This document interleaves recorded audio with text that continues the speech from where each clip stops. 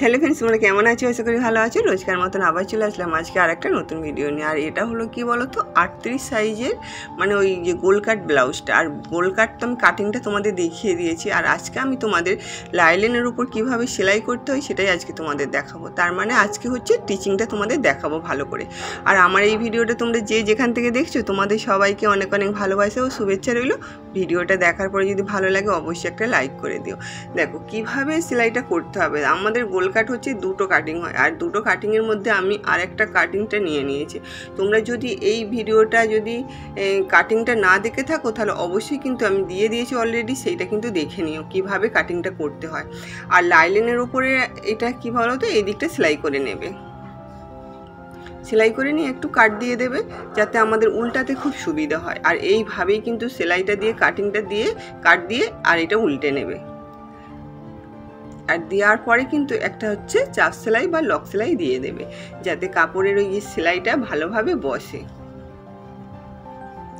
আর এই গোল কাট ব্লাউজটা কিন্তু মানে খুব তাড়াতাড়ি হয়েও যায়, আর হচ্ছে দেখতেও কিন্তু খুব সুন্দর লাগে। আর তাই জন্য আমাদের তো এখানে মানে সবাই এই গোল কাট ব্লাউজটা পরে না, ওই কাটুরি ব্লাউজটা পরে, তারপরে হচ্ছে প্রিন্সেস কাটটা পরে। আর গোল কাট ব্লাউজটা জাস্ট আমি করি, আর ফার্স্ট টাইম আমি পরছি, আর দেখে কিন্তু সবাইয়ের পছন্দ হয়ে যাচ্ছে। তাই জন্য ভাবলাম যে এই গোল কাট ব্লাউজটা তাড়াতাড়ি হয়েও যায়, অথচ মানে দেখতেও ভালো লাগে। আর তোমরা কিন্তু অবশ্যই করবে আর দেখবে খুব ভালো লাগবে। আর যদি এর কাটিংটা যদি না দেখে থাকো অবশ্যই কিন্তু কাটিংটা দেখে নেবে। তারপরে দেখো এদিকটা যে লক সেলাই দিয়ে দিলাম, দিয়ে দেওয়ার পরে কিন্তু এটা রাউন্ডভাবে পুরোটা সেলাই দিয়ে দেবে। কাপড়টা যাতে সরে না যায়, যেহেতু লাইলিন দেওয়া আছে কাপড়টা সরে যাওয়ার ভয় থাকবে। তারপরে যে বাদ বাকি যে কাপড়গুলো আছে ওইগুলো সব কিন্তু কেটে দেবে, মানে একটু এদিক ওদিক হওয়ার জন্যই, কেননা একটা মাপের ব্যাপার আছে সেই জন্য। দেখো আমার এটা হয়ে গেল।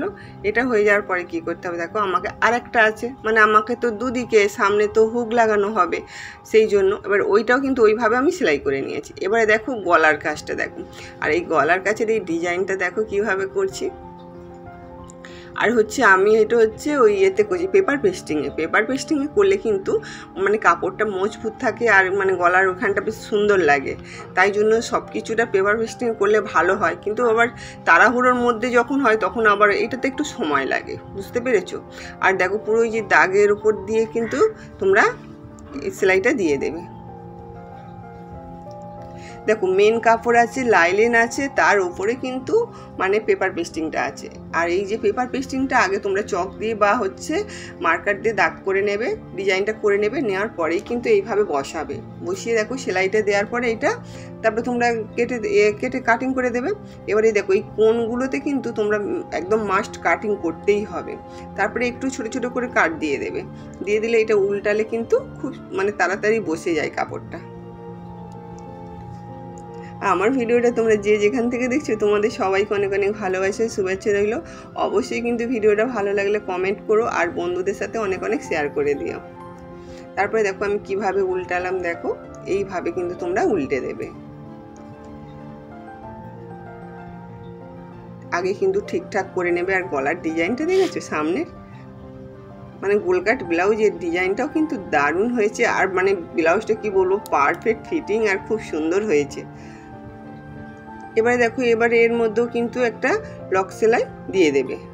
এটা অনেকে চাপ সেলাই বলে, আবার অনেকে লক সেলাইও বলে।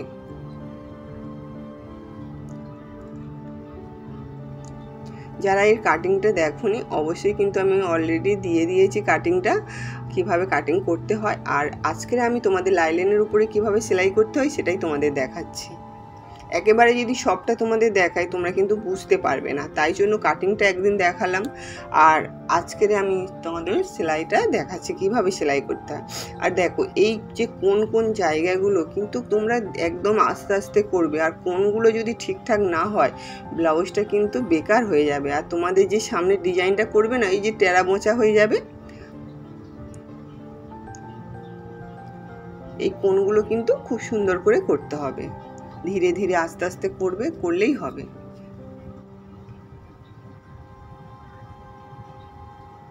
আর লাইলেনটা কাপড়টা তো আর এমনি কাপড়টা তো একটু সিল্কের মতন, তাই জন্য দেখো স্লিপ করছে। মানে এইগুলো কি বলো তো, এইসব কাপড়ে কিন্তু একদম আস্তে আস্তে করতে হয়। দেখো হয়ে গেছে। এবারে কি করতে হবে বলো তো, আমাকে এই যে পেছন দিক দিয়ে কাপড়গুলো যাতে সরে না যায়, তাই জন্য আমাকে সেলাই করে নিতে হবে। এই যে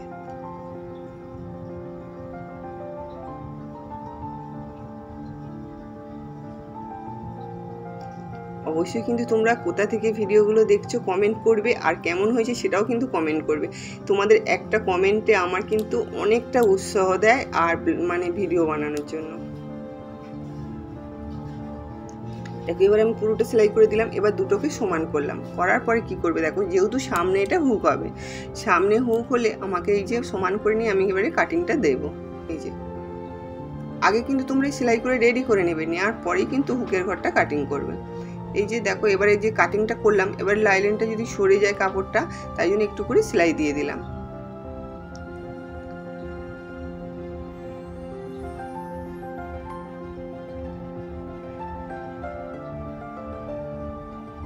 এবারে দেখো যেগুলো আমি দাগ টেকিংগুলো দিয়েছিলাম, এবারে সেইগুলো একটু মুছে গেছে, বোঝা যাচ্ছে অল্প অল্প, কিন্তু তোমরা বুঝতে পারছো না।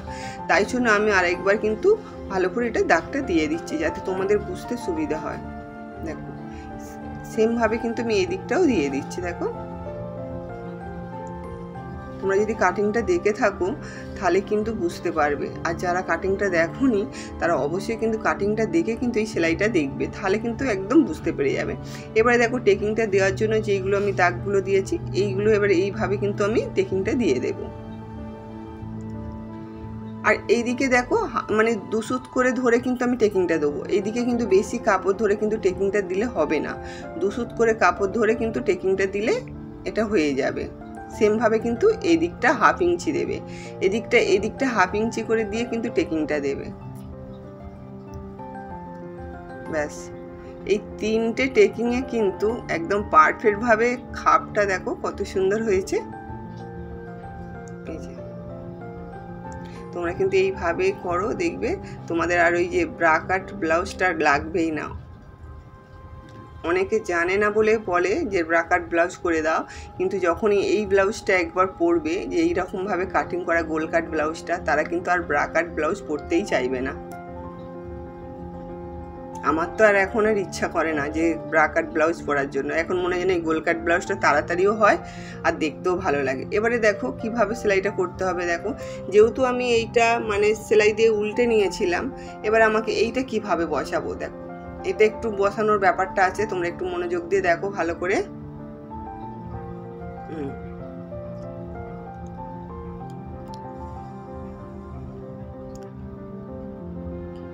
দেখো এইভাবে ধরবে, কিন্তু এই দিকটা কিন্তু সমান করবে, এই দিকটা সমান রাখতে হবে, এই দিকটা কাপড় যেন বেশি না থাকে। এবারে দুসুত করে ওপরে দুসুত করে কাপড় রেখে কিন্তু নিচের কাপড়টা দেখো ওপর দিক দিয়ে বসাচ্ছি। যেহেতু এটা আমি উল্টে দিয়েছিলাম, তাই জন্য এদিকে আর কোনো সেলাই দিতে হয়নি। আর ওই যে খাপের কাজটা দেখো আমি কিভাবে দুসুত করে রেখে কিন্তু ওপর দিয়ে আমি কিন্তু সেলাইটা দিচ্ছি।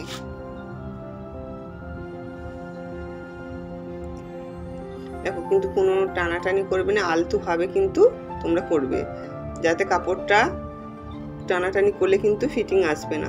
এইদিকে একটু বেশি হয়েছে, ওটা কোনো ব্যাপার নয়, কাপড়টা কেন না বেশি করেই কাটা মানে মাপটা দেওয়া ছিল তো, তাই জন্য এই যে দেখো এইভাবে কাটিংটা করে শেপ দিয়ে দেবে, দেওয়ার পরে একটু সেলাই দিয়ে দেবে যাতে কাপড়টা না সরে যায়।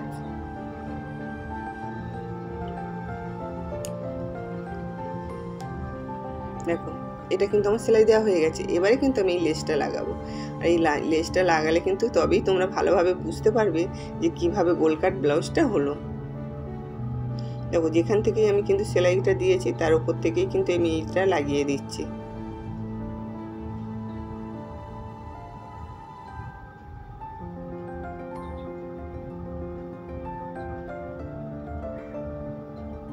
ব্যাস এইভাবে কিন্তু দুদিকেরটা আমায় সেলাই করে নিতে হবে।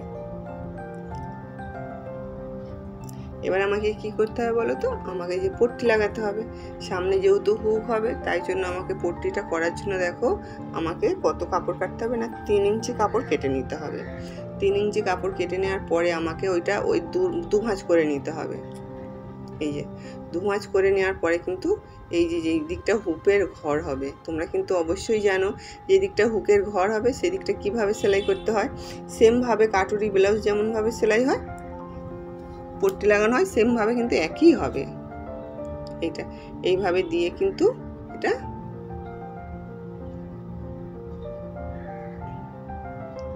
এই দিকটা কাপড়টা যে বেশি আছে না একটু এটা মুড়ে দেবে, দিয়ে কিন্তু এটা চাপ সেলাই দিয়ে দেবে। এই কিভাবে করছি দেখো, মনোযোগ দিয়ে একটু দেখো ভিডিওটা। আমাদের কিন্তু এই খুঁটিনাটিগুলোও কিন্তু আমাদের জানা থাকে না, অনেকেই জানে না, তারা কিন্তু এইগুলো একটু যদি মনোযোগ দিয়ে দেখো না তাদের অনেকটাই কাজে লাগবে। দেখো এইভাবে কিন্তু ধরে কিন্তু সেলাইটা দিয়ে দেবে। এই কাপড়টা কি বলো তো, যে হুকের ঘরের এইটা ডবল করে দিলে মোটাও হয়, মানে মজবুত হয় ভালো।